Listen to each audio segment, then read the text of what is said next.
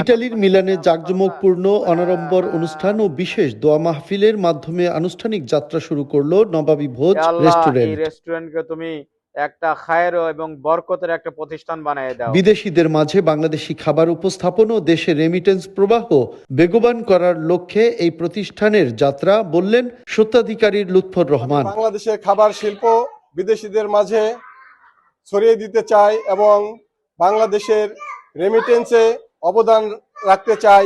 নবাবী ভোজের মাধ্যমে বিদেশের মাটিতে বাংলাদেশি খাবার খেতে পেরে খুশি প্রবাসীরা। নবাব ভোজের মাধ্যমে বিদেশে বাংলাদেশি জাতীয় খাবার পাবো, এই কারণে আমরা সবাই অনেক খুশি। এই উদ্যোগের জন্য উদ্যোক্তাকে ধন্যবাদ জানান আগত অতিথিরা।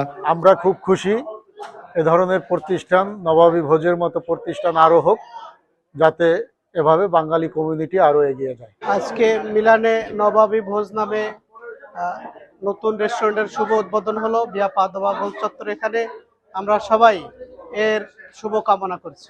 ইতালির মিলানোর প্রাণকেন্দ্র ভিয়া পাদোবার নবাবী ভোজ রেস্টুরেন্ট চত্বরে আমন্ত্রিত অতিথিদের দেশীয় খাবারের মাধ্যমে আপ্যায়ন করা হয়। অনুষ্ঠানে দোয়া বিশেষ মোনাজাত পরিচালনা করেন মাওলানা গাউসুর রহমান ও হাফিজ কারি রবিউল ইসলাম। প্রতিষ্ঠানের মাধ্যমে আমাদের ভাইকে হালাল রিজিক কামানোর তৌফিক করে দাও। হে আল্লাহ, হারামের থেকে আমাদের সবাইকে বাঁচার তৌফিক করে দাও। এতে অংশগ্রহণ করেন মিলানে বসবাসরত বিভিন্ন রাজনৈতিক, সামাজিক, সাংস্কৃতিক ও সাংবাদিক সংগঠনের নেতৃবৃন্দ সহ বিভিন্ন শ্রেণী পেশার শত শত প্রবাসী বাংলাদেশিরা। এই প্রতিষ্ঠানের মাধ্যমে বহির্বিশ্বে যেমনি বাংলাদেশের খাবার পরিচয় করাবে, তেমনি বাংলাদেশের রেমিটেন্স প্রবাহে রাখবে অবদান, এমনটি প্রত্যাশা সবার। রিয়াজুল ইসলাম কাউসার, চ্যানেল 24, মিলান, ইতালি।